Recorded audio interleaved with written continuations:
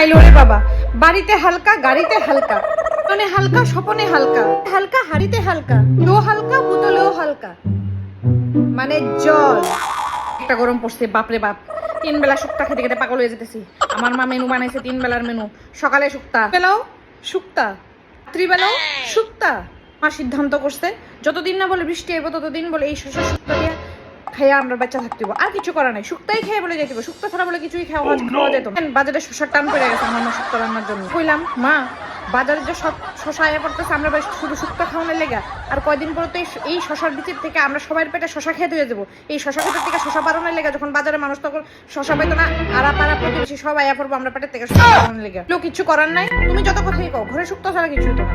হালকা খাও হালকা ছাড়ো। সরি, প্রশ্ন করলাম আরে আর কত হালকা খেতাম, মানে হালকা এত খেতে খেতে মানুষ আমার হালকা নেওয়া শুরু করে দিচ্ছে।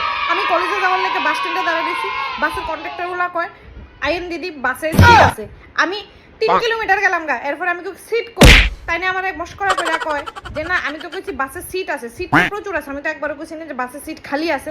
আমি মারে বাড়িতে একদম দেখো এত শুক্তা খাওয়ায়ও না, তুমি আমার হালকা করতে করতে এমন হালকা করছো, বাসওয়ালা কন্ডাক্টরওয়ালা অটোওয়ালা রিক্সাওয়ালা সবাই আমার হালকা হালকা নেওয়া আরম্ভ করছে। এবার আপনারা এই অতিষ্ঠ জনগণ থেকে কিভাবে উদ্ধার পাওয়া যায়? আপনারা কার বাড়ির মধ্যে যেমন হালকা হালকা হালকা হালকা হালকা হালকা হালকা মেনু চলছে, একটু প্লিজ আমার কমেন্ট করে কিন্তু জানাবেন, আমার লাইফ হালকা হয়ে যেতেছে।